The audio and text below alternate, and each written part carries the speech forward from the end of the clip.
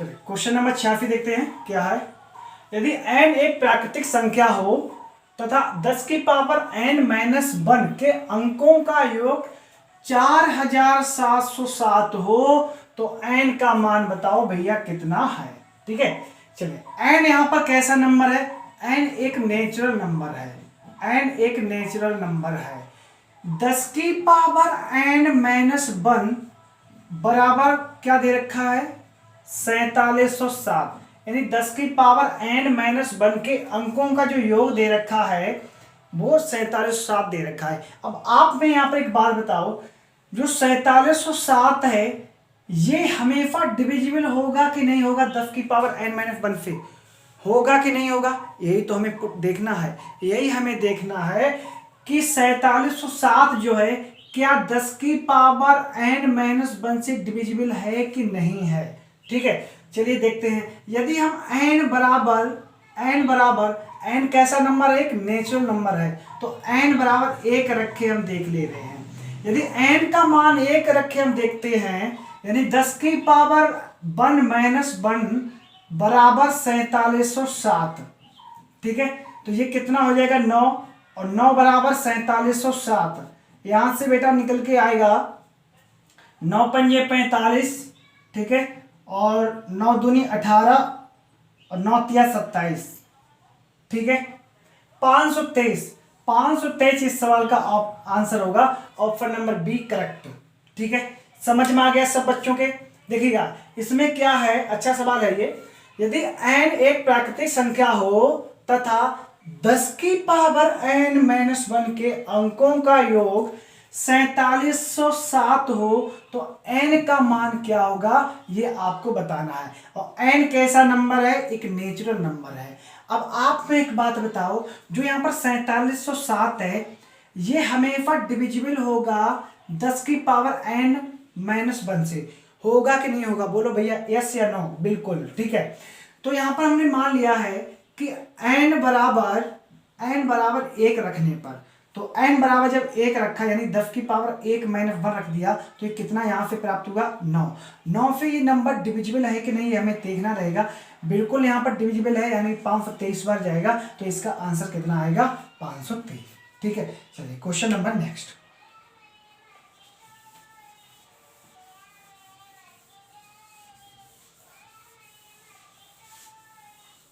ठीक है, question number 87 समझिएगा।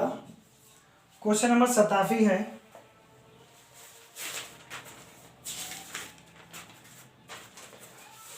Find zero. अब फाइंड जीरो का कॉन्सेप्ट पहले समझिएगा क्या है जीरो। आप में यहां पर एक बात बताओ, जो जीरो है, जीरो का जो निर्माण होता है वो कैसे होता है, जीरो का निर्माण कैसे होता है ये बताइएगा आप हमें। देखिए जीरो का निर्माण जैसे हम बात करें, यदि 2 की गुणा 1 हम करें तो कितना प्राप्त होगा हमें 2 की गुणा यदि हम 2 में करें तो कितना प्राप्त होगा 4, 2 की गुणा यदि हम 3 में करें तो कितना 6 प्राप्त होगा, 2 की गुणा यदि 4 में करें तो कितना प्राप्त होगा 8, 2 की गुणा यदि हम 5 में करते हैं तो प्राप्त होता है हमें 10, और 10 में एक जीरो पहले से है।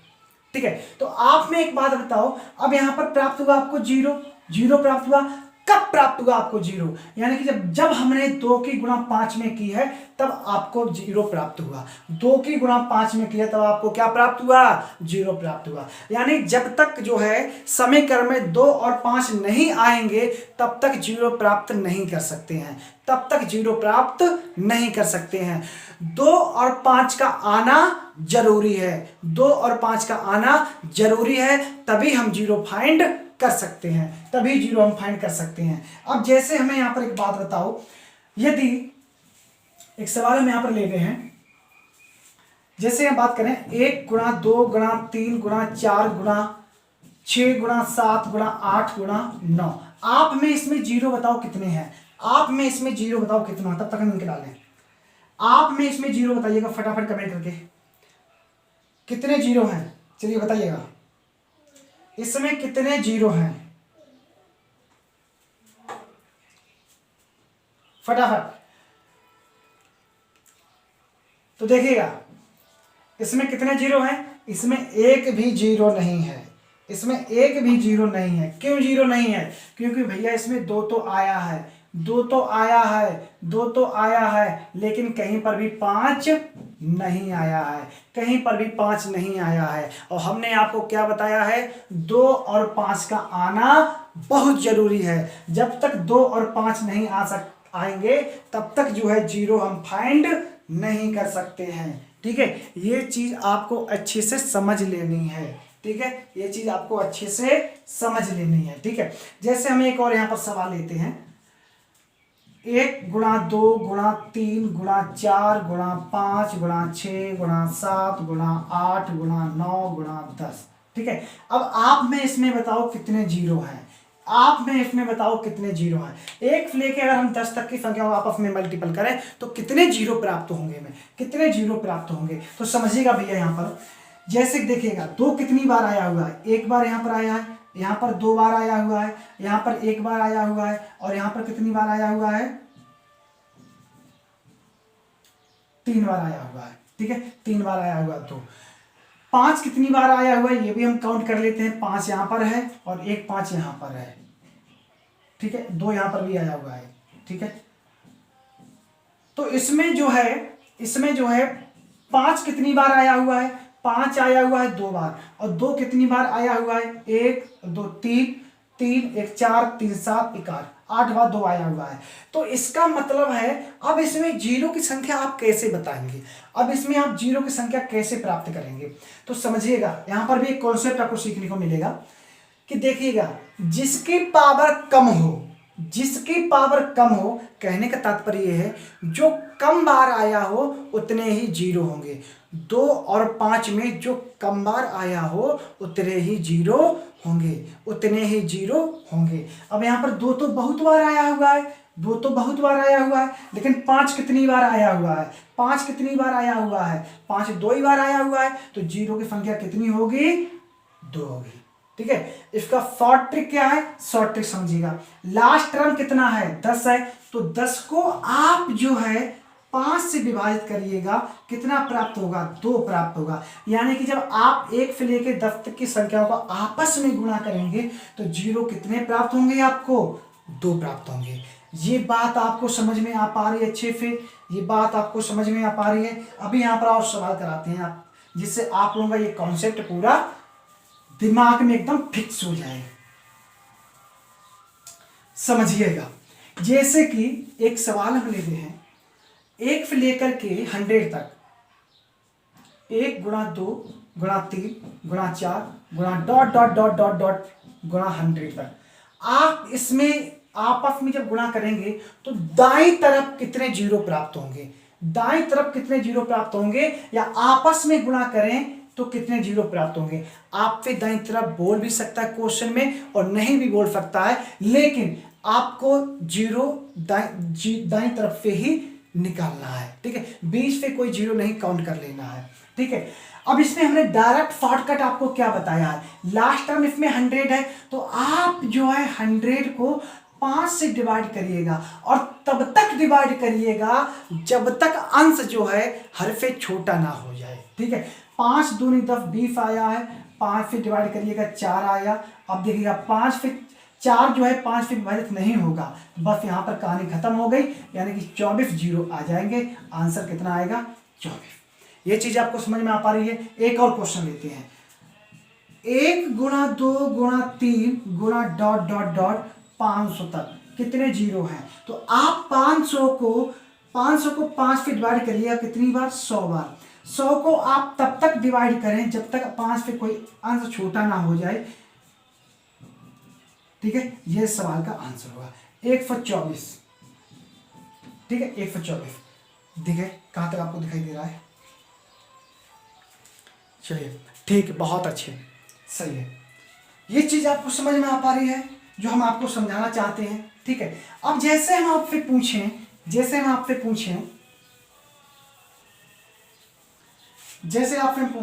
कि फैक्टोरियल 500 में कितने जीरो हैं, कितने जीरो, फैक्टोरियल 1000 में कितने जीरो, बताइएगा। ये दोनों सवाल जल्दी है, फास्ट। वीडियो को रोक के जल्दी फॉलो करिएगा, फास्ट फास्ट फास्ट। चलिए देखिएगा, फैक्टोरियल 500, तो 500 को आप जो है 5 से विभाजित करो, कितनी बार जाएगा? 100 बार। 100 को फिर 5 से विभाजित करो, कितनी बार जाएगा? 20 बार। 20 को फिर 5 से विभाजित करो, कितनी बार जाएगा? 4 बार।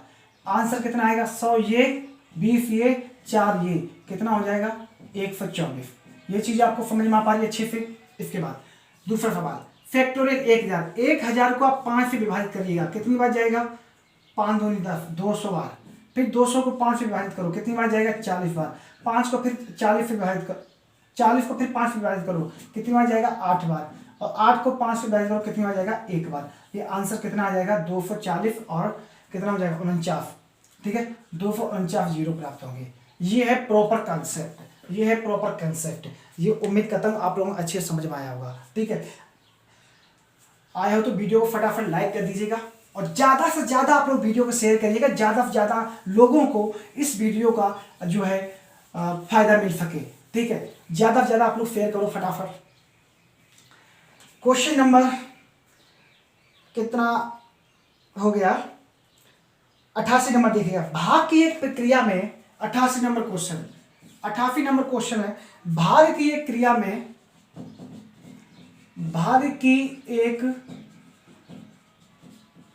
क्रिया में, भाग की एक क्रिया में भागफल 4/3, भागफल 4/3 भाजक 100, भाजक 100 तथा शेषफल 58 प्राप्त होता है। ठीक है, तो पूछ रहा है भाज्य कितना है।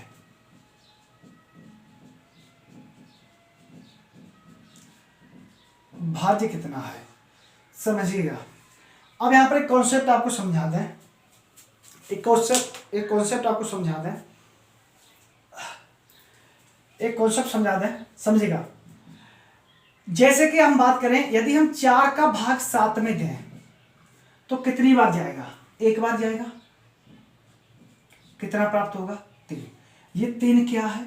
इसको बोलते हैं शेषफल। 1 ये क्या है? ये बेटा भागफल है।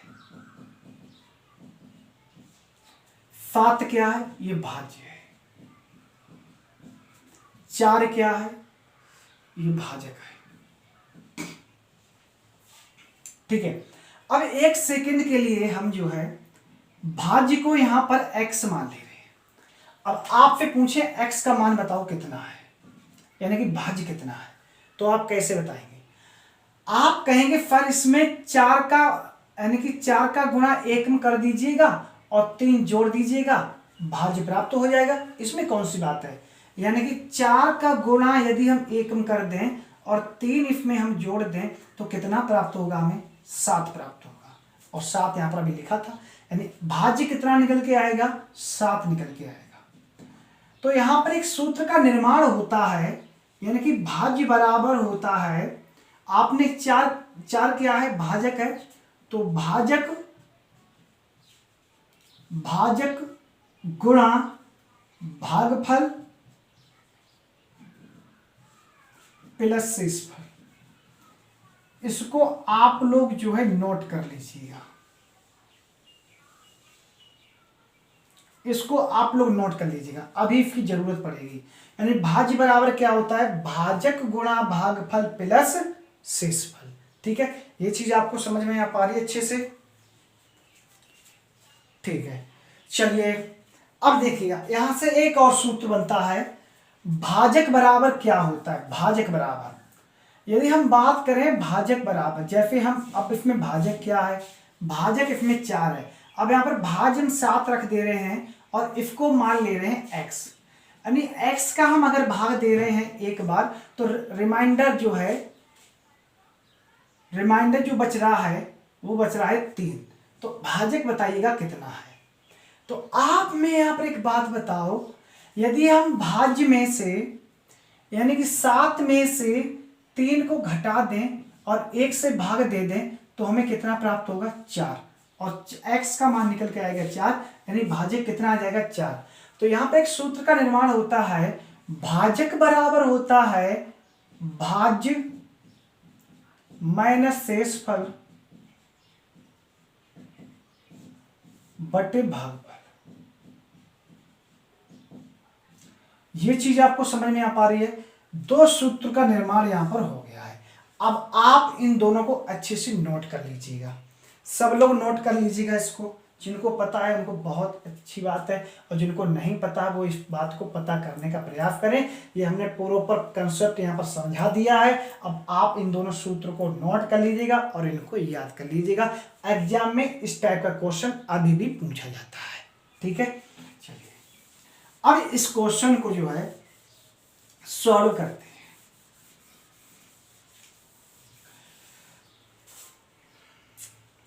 समझिएगा, भाज्य कितना है? भाज्य बराबर अभी हमने आपको क्या बताया है, भाज्य बराबर होता है भाजक गुणा भागफल प्लस शेषफल। यही होता है ना, यही होता है ना, ठीक है। तो इसमें भाजक कितना है 100, भागफल कितना है 403, और शेषफल कितना है 58, ठीक है। ये कितना हो जाएगा भैया 403 डबल 0 पहले 58 इसमें जोड़ दीजिएगा, तो ये कितना हो जाएगा यहां पे, ये सवाल का आंसर होगा। यहां तक किसी भी भैया को कोई प्रॉब्लम हो बताओ?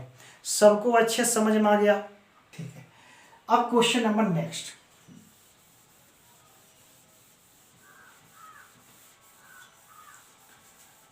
Question number 89।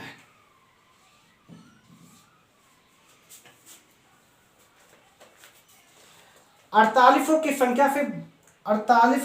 संख्या से गुणा करने पर 48 को किस संख्या से गुणा करने पर प्राप्त गुणनफल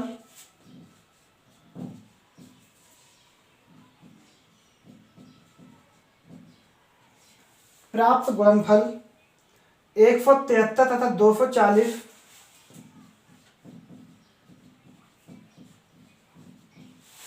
173 तथा 240 के गुणनफल के बराबर होगा, के गुणनफल के बराबर होगा।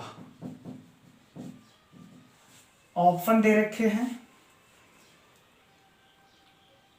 545, 685,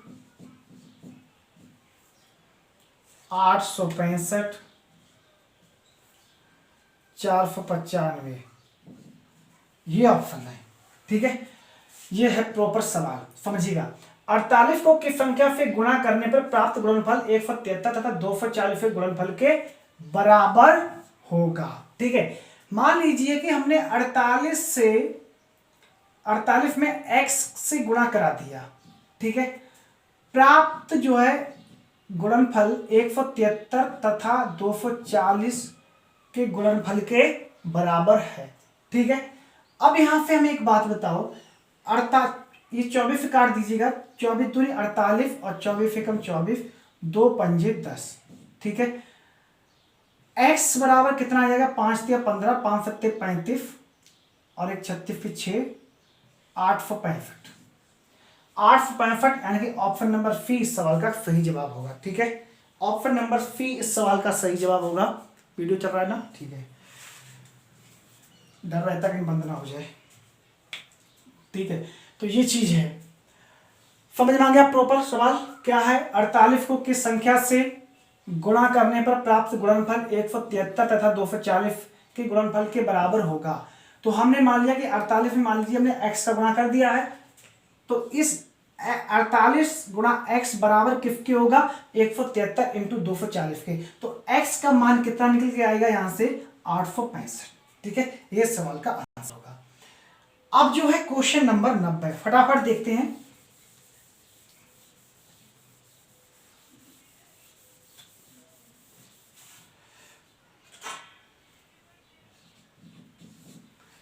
जल्दी से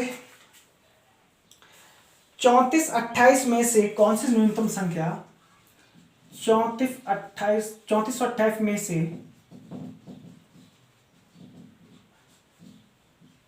कौन सी न्यूनतम संख्या घटाई जाए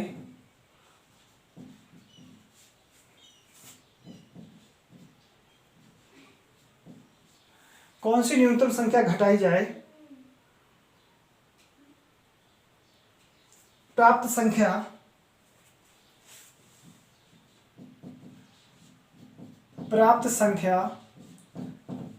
13 से पूर्णतया विभक्त हो जाए। 8 4 22 35 8 4 22 35 और पांचवा ऑप्शन नन ऑफ दीज। ये बैंक में मेरे ख्याल से आया हुआ क्वेश्चन है। चलिए देखते हैं 3428 में से कौन सी न्यूनतम संख्या घटाई जाए प्राप्त संख्या 13 से पूर्णतः विभक्त हो जाए। आप जब भी इस टाइप का क्वेश्चन दे रखा हो, ठीक है, और आपसे कहा जाए कि 34 और 28 में से कौन सी न्यूनतम संख्या घटाई जाए कि प्राप्त संख्या 13 से पूर्णतः विभक्त हो जाए, तो आप 13 का भाग इस संख्या में दे दीजिएगा। ठीक है, और जो रिमाइंडर बचेगा उस रिमाइंडर को यदि हम उस संख्या में से घटा दें, ठीक है, तो वो संख्या जो है, जो प्राप्त संख्या है, वो 13 से पूर्णतः विभक्त हो जाएगी। ठीक है, तो आप जो है 3428 को 13 से विभाजित कर दीजिएगा। कितनी बार जाएगा? 13 दूनी 26, ठीक है, 8 बजेगा, 13 6 78, ठीक है, और कितना बचेगा 2, और 13 दूनी कितना बचेगा 13 6 78, यहाँ पे 4 बचेगा 48, और 13 3 39, 9 बचेगा। ठीक है, 9 रिमाइंडर कितना बचा 9। यदि हम 9 इसमें से घटा देते हैं तो जो प्राप्त संख्या है वो 13 से पूर्णतः विभाजित हो जाएगी, 13 से पूर्णतः विभाजित हो जाएगी। ठीक है, ऑप्शन नंबर इसमें होगा none of these. Question number 91,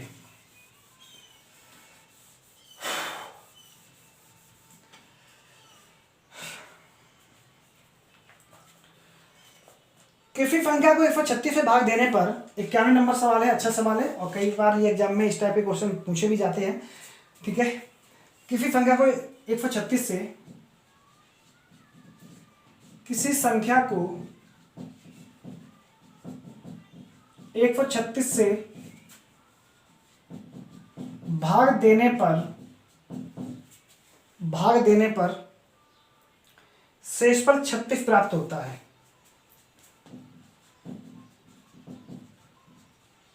शेषफल 36 प्राप्त होता है।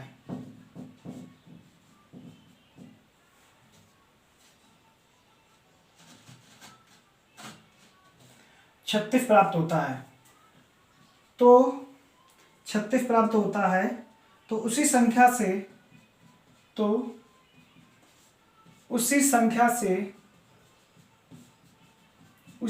में 17 से भाग दिया जाए तो शेषफल कितना प्राप्त होगा। ठीक है, देखिएगा इस टाइप का जब भी आपसे सवाल पूछा जाए तो इसका हम सीधी शॉर्ट ट्रिक्स बता दे रहे हैं आपको कैसे करना है। कह रहा है किसी संख्या में यदि हम 136 से भाग देते हैं तो रिमाइंडर बचता है 17। कह रहा यदि उसी संख्या में हम रिमाइंडर 36 बचता है। ठीक है, यदि उसी संख्या में हम 17 से भाग दे दें तो शेषफल क्या प्राप्त होगा। ठीक है, यदि किसी संख्या में 136 से भाग दे दें तो रिमाइंडर बचता है 36। ठीक है, रिमाइंडर कितना बचता है 36 बचता है। तो कह रहा कि उसी संख्या में हम 17 से भाग दे दें तो रिमाइंडर कितना प्राप्त होगा। हमेशा ध्यान रखना, जब भी इस टाइप का सवाल हो, जो रिमाइंडर बचता है और फिर कहता कि उसी संख्या में इतने से भाग देते हैं, तो उस रिमाइंडर में उतने ही से आप भाग दे दो तो सीधा सीधा आंसर निकल के आ जाएगा। यानी कि आप 17 का भाग इसमें दे दीजिएगा, ठीक है। 17 का जब आप भाग देंगे इसमें तो कितनी बार जाएगा, 2 बार जाएगा और 2 ही रिमाइंडर बचेगा। 17 दूनी 34, 2 इस सवाल का आंसर होगा। जब भी इस टाइप का सवाल आए तो आपको ऐसे करना है, ठीक है। अब समझिएगा अगला सवाल।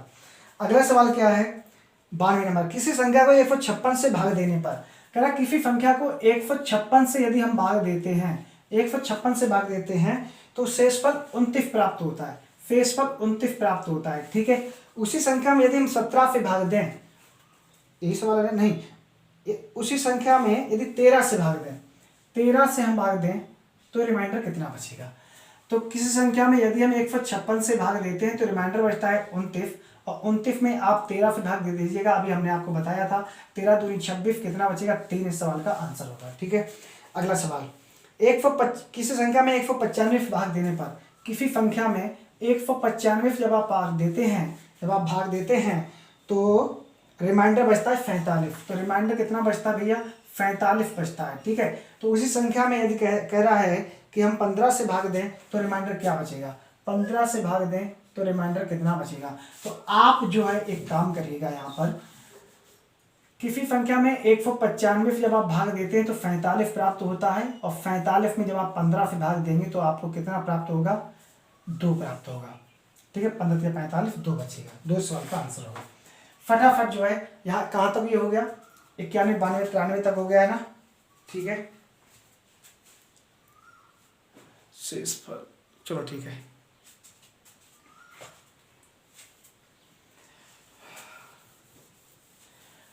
तिरानवे तक हो गया। आप 94 में देखिएगा सवाल जल्दी से।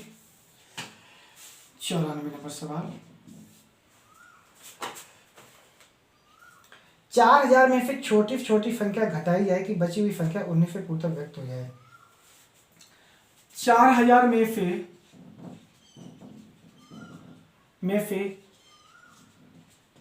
कौन सी छोटी से छोटी संख्या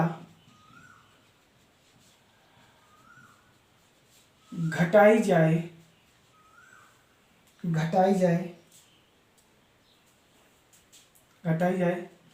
कि संख्या की प्राप्त संख्या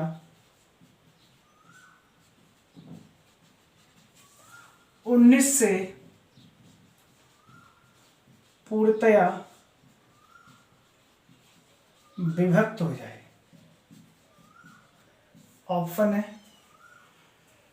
20, 30, 40 और 10, ठीक है। तो जब भी इस टाइप का सवाल आए आपसे पूछा जाए एग्जाम में, 4000 में से कौन सी छोटी छोटी संख्या घटाई जाए कि प्राप्त संख्या 19 से पूर्णतः विभक्त हो जाए, तो आप क्या करेंगे, 4000 को 19 से विभाजित कर दीजिएगा, और जो रिमाइंडर बचेगा उस रिमाइंडर को यदि हम 4000 में से घटा देंगे तो जो प्राप्त संख्या है वो 19 से पूर्णतः विभाजित हो जाएगी, ठीक है। तो 19 दूनी 38, 2 बचा, 19 से 19, रिमाइंडर कितना बचा 10।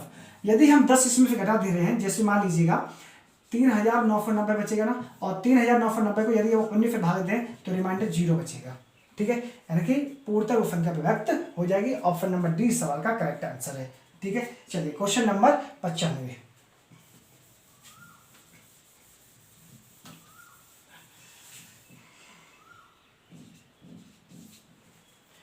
क्वेश्चन नंबर 95 है, 6 अंकों की वह छोटी छोटी संख्या कौन सी है। 6 अंकों की वह है छोटी से छोटी संख्या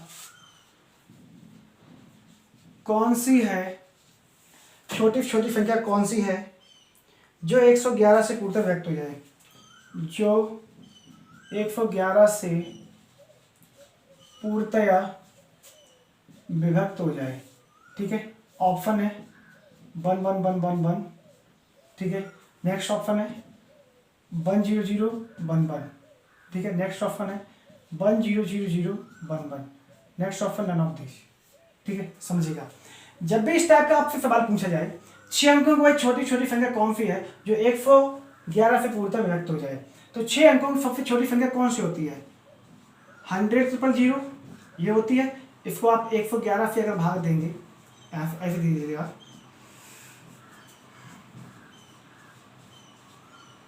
ठीक है, कितनी बार जाएगा? 9 बार। 9 एकम 9, 9 एकम 9, कितना बचेगा? 100। ठीक है, अब आप ध्यान से सुनिएगा। 6 अंकों की छोटी छोटी संख्या कौन सी है? इकाई, दशक, सैकड़ा, हजार, दशम, लाख, 1 लाख है। ठीक है, कितनी है? 1 लाख है।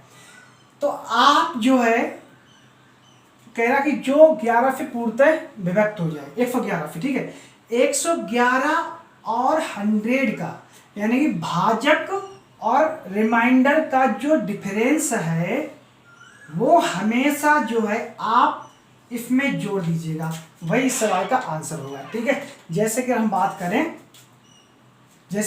करें कि इसमें कौन सा हो जाएगा, इसमें 11 आप जोड़ देंगे तो ऑप्शन नंबर सी इस सवाल का सही जवाब होगा। ठीक है, समझ में आया सब लोगों के?